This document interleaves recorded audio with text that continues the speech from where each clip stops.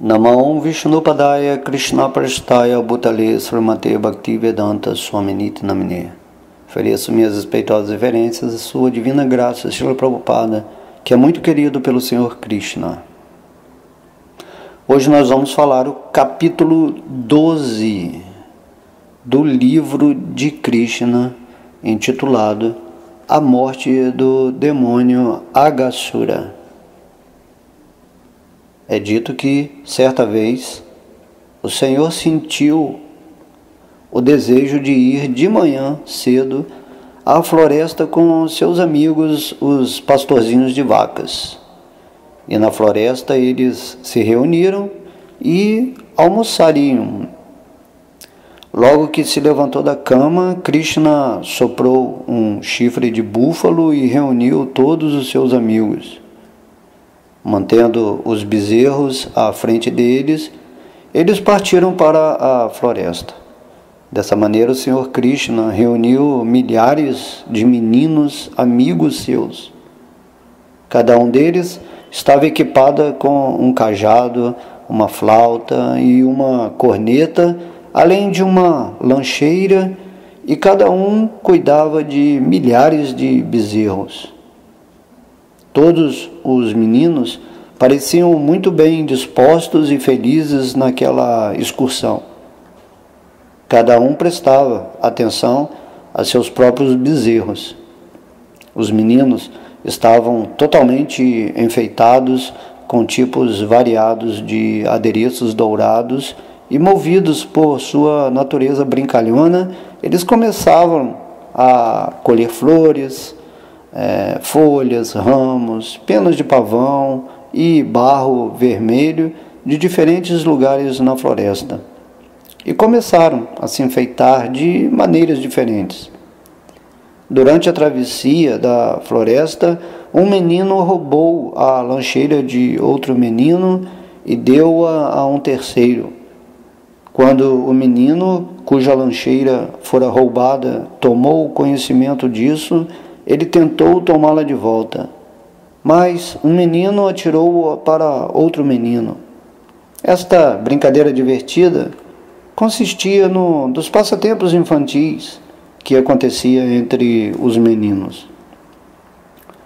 Quando o Senhor Krishna se adiantou até um lugar distanciado, com o fim de ver uma paisagem particular, os meninos que ficaram atrás dele tentaram correr para alcançá-lo e ser o primeiro a tocar nele.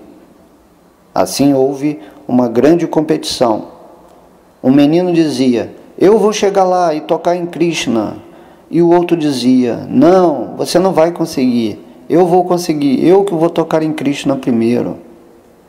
Alguns deles tocavam suas flautas ou vibravam cornetas feitas de chifre de búfalo. Outros iam alegremente atrás dos pavões e imitavam os sons onomatopeicos do cuco. Enquanto os pássaros voavam no céu, os meninos corriam atrás das sombras daqueles pelo campo afora e tentavam seguir-lhes exatamente as trajetórias. Alguns deles se dirigiam até os macacos e se sentavam silenciosamente ao lado deles. E havia outros que imitavam a dança dos pavões. Alguns meninos agarravam os rabos dos macacos e brincavam com eles. E quando os macacos saltavam para uma árvore, eles também saltavam. Quando o macaco fazia uma careta e mostrava os dentes, um menino o imitava e mostrava seus dentes para o macaco. Alguns dos meninos brincavam com as rãs na margem do Jamuna, e quando as rãs pulavam na água com medo, eles mergulhavam imediatamente atrás delas, e quando deparavam com suas próprias sombras, saíam da água e se punham a fazer imitações, a fazer caretas e a rir. Eles também costumavam ir até um poço vazio e dar berros. e quando o eco voltava, eles xingavam-no e riam. Como a Suprema Personalidade de Deus declara pessoalmente no Bhagavad Gita, os transcendentalistas o realizam proporcionalmente como o Brahman, o Paramatma e a Suprema Personalidade de Deus. Confirmando a mesma declaração, aqui o Senhor Krishna, que concede a realização Brahman ao impersonalista por intermédio de sua refulgência corpórea, dá prazer também aos devotos como a Suprema Personalidade de Deus. Aqueles que estão sob o encanto da energia externa, Maya, consideram-no apenas uma bela criança. Contudo, Krishna dava pleno prazer transcendental aos pastorzinhos de vacas que brincavam com ele. Só depois de acumularem uma grande quantidade, uma quantidade enorme de atividades piedosas, é que esses meninos foram promovidos para se associarem pessoalmente com a Suprema Personalidade de Deus. Quem pode avaliar a fortuna transcendental dos residentes de Vrindavana? Eles estavam vendo pessoalmente a Suprema Personalidade de Deus face a face. A Krishna, que muitos yogis não são capazes de encontrar nem sequer após se submeterem a austeridades severas. Se bem que Krishna se encontre dentro do coração de todo mundo. Isto também está confirmado no Brahma Samhita, que pode-se buscar a Krishna, a Suprema Personalidade de Deus, pelas páginas dos Vedas e dos Upanishads. Mas se a pessoa tiver a fortuna de se associar com um devoto, ela poderá ver a Suprema Personalidade de Deus face a face. Após acumularem atividades piedosas em muitas e muitas vidas anteriores, os pastorzinhos de vacas estavam vendo Krishna face a face e brincando com ele como amigos. Eles não podiam compreender que Krishna é a Suprema Personalidade de Deus, senão que brincavam como amigos íntimos, imbuídos num intenso amor por ele. Quando o Senhor Krishna estava gozando de seus passatempos infantis com seus amiguinhos, um certo demônio chamado Aghasura ficou muito impaciente. Ele era incapaz de ver Krishna brincando e por isso apareceu diante dos meninos com a intenção de matá-los a todos. Este Aghasura era tão perigoso que até mesmo os habitantes do céu o temiam. Embora os habitantes do céu bebessem néctar diariamente para prolongar as suas vidas, eles tinham medo desse Aghasura e perguntavam a si mesmos: quando será que matarão esse demônio? Os habitantes do céu costumavam beber néctar para se tornarem imortais, mas, na realidade, não estavam seguros de sua imortalidade. Por outro lado, os meninos que estavam brincando com Krishna não tinham medo dos demônios. Eles estavam livres do temor. Qualquer arranjo material que uma pessoa faça para se proteger da morte é sempre inseguro, mas para uma pessoa que está em consciência de Krishna, a imortalidade está certamente garantida. O demônio Aghasura apareceu diante de Krishna e seus amigos. Como acontecia de ser o irmão caçula de Putana e Bakasura, Agashura pensou: Krishna, ele matou meu irmão e minha irmã. Agora eu vou matá-lo junto com todos os seus amigos e bezerros. Kamsa instigara Agashura e por isso este se aproximara com determinação. Agashura também começou a pensar que quando oferecesse grãos e água em memória de seu irmão e matasse Krishna e todos os pastorzinhos de vacas, então automaticamente todos os habitantes de Vrindavana morreriam. Geralmente os filhos são a força vital e respiratória para os chefes de família. Quando todos os filhos morrem, então, naturalmente, os pais também morrem por causa do forte afeto que sentem por eles.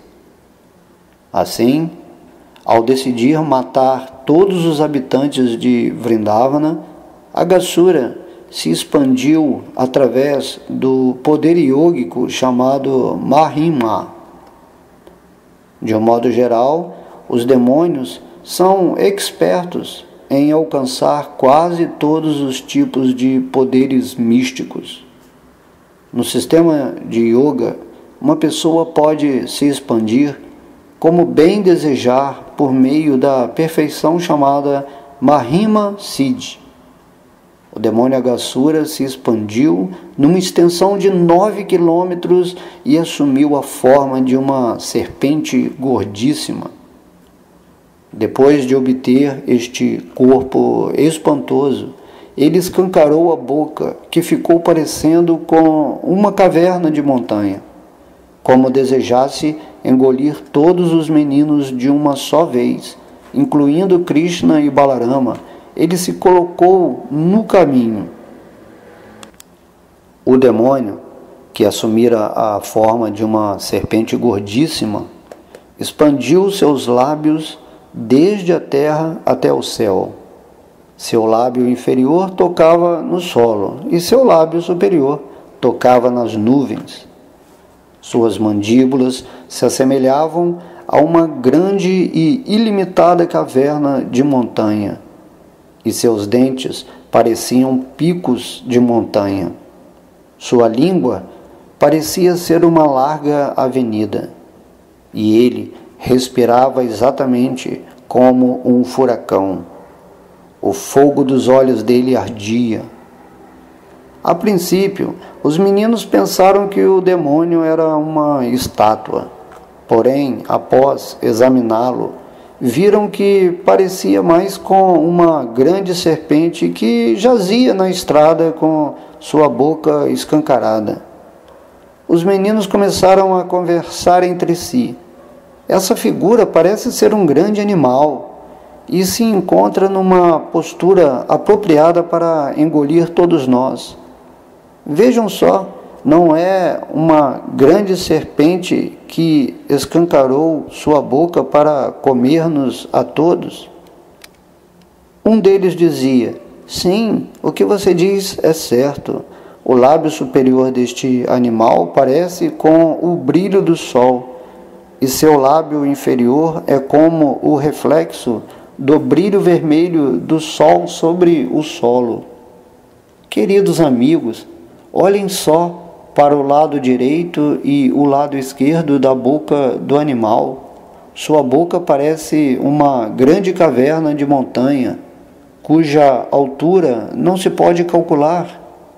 O queixo sobre-elevado como o pico de montanha.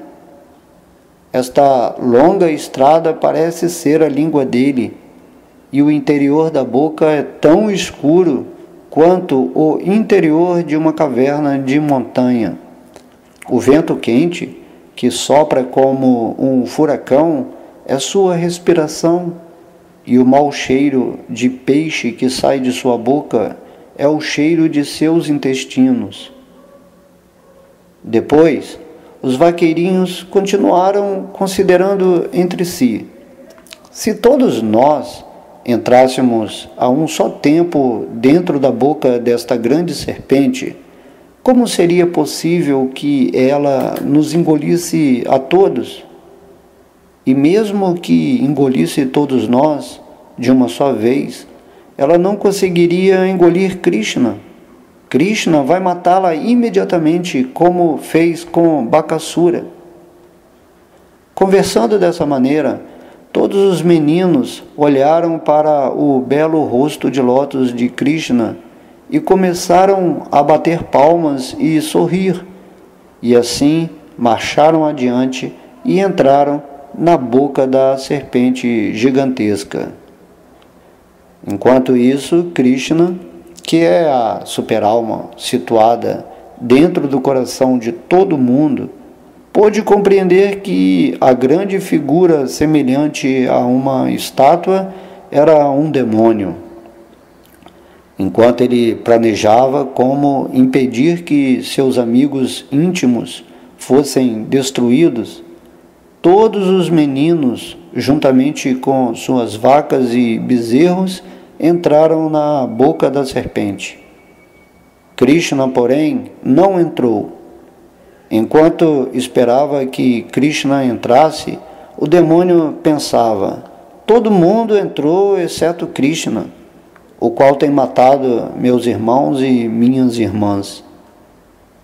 Krishna é a certeza de segurança para todo mundo, mas ao ver que seus amigos já estavam fora de suas mãos e se encontravam dentro da barriga de uma grande serpente, momentaneamente ele se afligiu. Ele também estava admirado de ver como a energia externa funciona tão maravilhosamente. Então, ele começou a considerar como deveria matar o demônio e como poderia salvar os meninos e os bezerros. Embora, na realidade, Krishna não estivesse preocupado, ele estava pensando desta maneira. Finalmente, após deliberar um pouco, ele também entrou na boca do demônio. Quando Krishna entrou, todos os semideuses que haviam se reunido para ver o divertimento e que estavam escondidos dentro das nuvens, começaram a expressar seus sentimentos com as palavras: ai, ai. Ao mesmo tempo, percebendo que Krishna também entrara na boca do demônio, todos os amigos de Aghasura, especialmente Kamsa, que estavam habituados a comer carne e sangue, começaram a expressar seu júbilo. Enquanto o demônio estava tentando esmagar Krishna e seus companheiros, Krishna ouviu os semideuses gritando: ai, ai, e pôs-se imediatamente a se expandir dentro da garganta do demônio. Embora tivesse um corpo gigantesco, o demônio se sufocou quando Krishna se expandiu. Seus grandes olhos giraram violentamente e ele se asfixiou rapidamente. Seu ar vital não podia sair por nenhum lado, mas por fim irrompeu por um orifício na parte superior de seu crânio. Assim, seu ar vital expirou. Depois que o demônio caiu morto, Krishna, com um só olhar transcendental seu, trouxe todos os meninos e os bezerros à consciência e saiu com eles da boca do demônio. Enquanto Krishna estava dentro da boca de Aghasura, a alma espiritual do demônio saiu como uma luz ofuscante, iluminando todas as direções, e esperou no céu.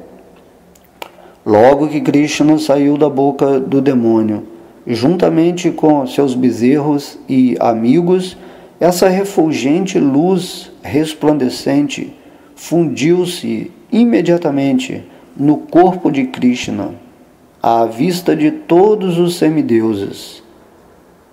Os semideuses se encheram de alegria e começaram a lançar chuvas de flores sobre a suprema personalidade de Deus, Krishna, e deste modo adoraram-no. Os habitantes do céu começaram a dançar de alegria, e os habitantes de Gandharvaloka ofereceram-lhe diversos tipos de orações. Os tocadores de tambor, cheios de alegria, começaram a tocar seus tambores.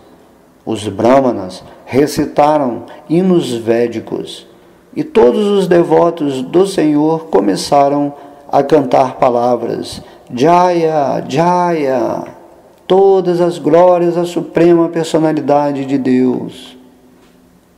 Quando o Senhor Brahma ouviu essas vibrações auspiciosas que ressoavam por todas as partes do sistema planetário superior, ele desceu imediatamente para ver o que havia acontecido.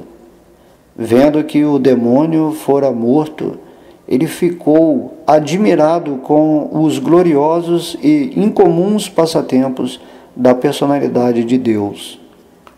A boca gigantesca do demônio permaneceu aberta durante muitos dias e gradualmente secou. Ficou sendo um local de passatempos prazenteiros para todos os pastorzinhos de vacas. A morte de Aghasura ocorreu quando Krishna e todos os seus amiguinhos tinham menos de 5 anos de idade. Crianças com menos de 5 anos de idade são chamadas de Kaumara. Depois dos 5 anos até o 10º ano, elas são chamadas de Pauganda. E depois dos 10 anos até o 15º ano, elas são chamadas de Kaishora. Depois dos 15 anos, os meninos são chamados de jovens. Assim, durante 1 ano, não se discutiu sobre o incidente do demônio Aghasura na aldeia de Vraja. Mas, quando eles chegaram aos seus 6 anos de idade, informaram a seus pais sobre o incidente com grande admiração. O motivo disto ficará claro no próximo capítulo. Para Sri Krishna, a suprema personalidade de Deus, que é muito superior a semideuses, tais como o Senhor Brahma, não é absolutamente difícil conceder a uma pessoa a oportunidade de se fundir no seu corpo eterno. E Krishna concedeu esta oportunidade a Aghasura. Certamente Aghasura era a mais pecaminosa das entidades vivas, e não é possível que os pecadores se fundam na existência da verdade absoluta. Mas, neste caso em particular, o demônio Aghasura se purificou completamente de todas as reações pecaminosas, porque Krishna entrou no corpo dele. As pessoas que pensam constantemente na forma eterna do Senhor, seja no seu aspecto da deidade ou no aspecto de uma forma mental, a elas se concede a meta transcendental de entrar no reino de Deus e se associar com a suprema personalidade de Deus. Portanto, podemos apenas imaginar a posição elevada de alguém como Aghasura, em cujo corpo sábios, em cujo corpo Krishna, a suprema personalidade de Deus, entrou pessoalmente. Os grandes sábios os meditadores e os devotos conservam a forma do Senhor constantemente dentro de seu coração, ou então veem a forma da deidade do Senhor nos templos. Dessa maneira, eles se liberam de toda a contaminação material e, acabado o corpo, entram no reino de Deus. Podemos alcançar esta perfeição se simplesmente conservamos a forma do Senhor dentro de nossa mente. Mas no caso de Aghasura, o demônio, a suprema personalidade de Deus entrou pessoalmente no corpo dele. Portanto, a posição de Aghasura era superior à do devoto comum ou à do maior dos yogis. Maharaj Parikshit, que estava ouvindo os passatempos transcendentais do Senhor Krishna, o qual salvara a vida de Maharaj Parikshit enquanto este estava no ventre de sua mãe, ficava cada vez mais interessado em ouvir sobre Krishna.